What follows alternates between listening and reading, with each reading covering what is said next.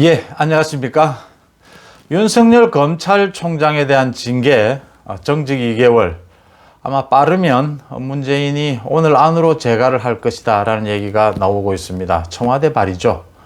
여권에서는 뭐 그렇게 잘못한 게 많았나요? 윤석열이 그렇게 무서웠나요? 2개월 좀 아쉽기는 하지만 정말 잘 됐다. 이 기회에 검찰 개혁이 필요하다. 이런 얘기들을 하고 있습니다. 사실 그런 점이 있죠. 라임 옵티머스나 그 외에 이런 부분들에 대한 수사가 본격적으로 진행이 되면 떨고 있었던 사람들 많겠죠. 그런 사람들 윤석열 징계 공수처에 좀 안도를 할 텐데요. 글쎄요, 안도할 수 있을까요?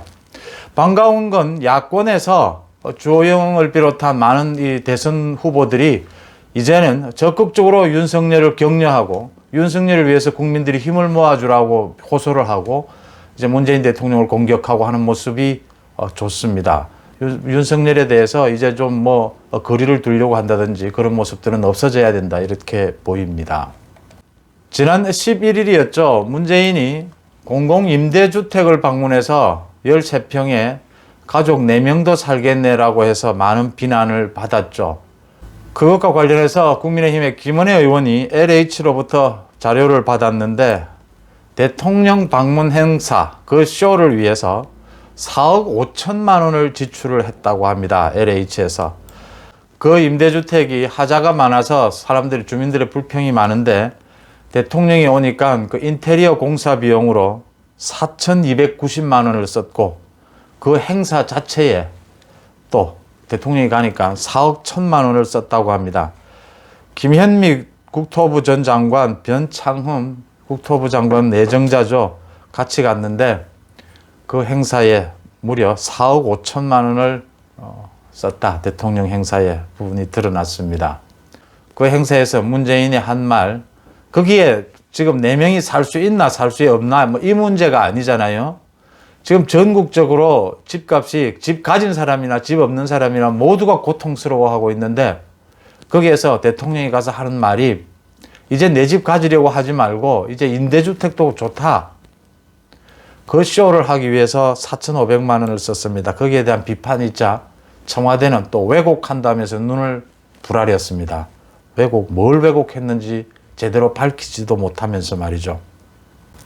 또 민주당의 윤미향 의원 마스크도 쓰지 않고 와인 파티를 열면서 자신의 SNS에는 이제 거리두기에 모두 동참하자고 해놓고 자신은 이런 와인 파티를 열면서 그걸 공개하면서 문제가 되자 그 위안부 할머니인 길원옥 할머니의 생신 파티였다라고 해명을 했죠.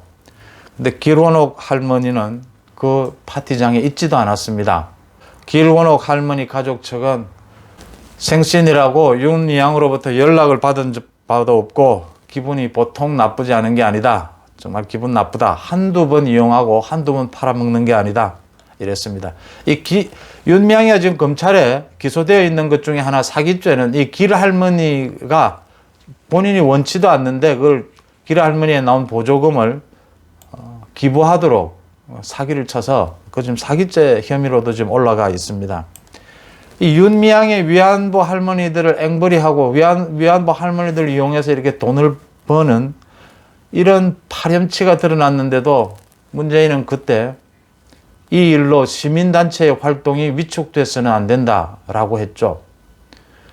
시민단체의 한 윤미향이라는 사람이 이 미꾸라지 한 마리가 시민단체 전체를 흐리고 있어서 이 파렴치에 대한 비난이 국민적인 비난이 쏟아지고 있는데도 대통령이 엄호를 한 겁니다.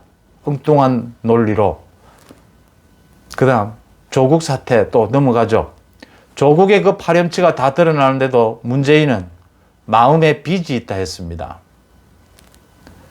추미애가 검찰에 대해서 인사권, 감찰권, 수사지휘권을 휘두르는데 문재인은 불가피한 측면이 있다고 했습니다. 문재인은 그랬습니다. 그런데 윤석열 검찰총장 정직 2개월을 받고 오늘 새벽에 출근을 했죠. 출근을 난 다음에 첫 지시를 내렸습니다. 코로나가 확산되고 있어서 시민들이 생업에 큰 지장을 받고 있다. 특별 지시 형태로 서민들의 어려움에 검찰도 충분히 거기에 대해서 고려하면서 수사를 해야 되고 그 서민들의 아픔을 함께 해야 된다면서 기소유예를 적극 활용하고 소환 조사는 자제하고 또 벌과금은 분납할 수 있도록 하고 불금형은 집행유예를 구형을 하고 이런 형사범에 있어서 수위를 조절을 해라라는 특별한 지시를 내렸습니다. 이게 윤석열입니다. 스치고 넘어가셨을 수 있는데 어제 노무현 재단의 과거 이사장들이라 모임이라고 하면서 몇 명이 모였습니다. 당연히 유시민이 현 이사장이 있고 이해찬 전 민주당 대표도 참석을 했죠. 이해찬이 어제 거기에서 한 말이 주목할 만합니다. 이해찬은 어딜 가나 이런 말을 많이 합니다. 이번 공수처법 통과로 민주당이 180석의 위력을 보여줬다. 여기에서 방심하지 말고 더욱 고삐를 단단히 쥐어야 한다라고 했습니다. 민주당의 장기 집권 연장을 위해서 지금 공수처법이나 윤석열 찍어내기, 그 다음에 닥쳐법이라고 하죠. 대북 전단을 방지를 하고 5.18에 대해서 왜곡하는 걸 처벌하는 이런 등등의 문재인 독재로 가는 길을 닦아야 장기 집권이 가능하다 이 얘기입니다. 이해찬은 어딜 가나 이런 말들을 많이 합니다. 문재인 독재가 이해찬의 말로서 분명해지고 있는 것입니다.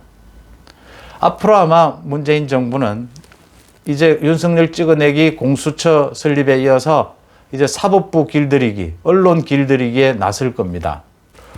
말씀드린 대로 주호영 국민의힘 원내대표가 국민들에게 호소를 했습니다. 국민들이 모두 힘을 합쳐서 윤석열의 문재인 독재에 맞서는 윤석열의 이 법적 대응을 응원하자, 함께 응원하자라고 했고 안철수 대표도 끝까지 싸워달라라고 하면서 윤석열에 대해서 동질감 또 윤석열에 대한 격려에 나섰습니다. 그렇습니다. 이런 게 필요하다 이렇게 보입니다. 지금 현재 원했건 원하지 않았건 문재인 독재에 혼자 단신으로 막아선 게 윤석열이고 윤석열로 인해서 정권 교체에 희망을 주고 있다라는 부분입니다. 야권에서는 윤석열 현상을 이용해서 앞으로 남은 정말 이제 문재인 정부에 대한 응징, 그것은 보궐선거와 대통령 선거입니다. 거기에서 윤석열 현상을 어떻게 활용할 건가라는 부분을 이제 같이 고민해야 할 때다 이렇게 보입니다. 고맙습니다.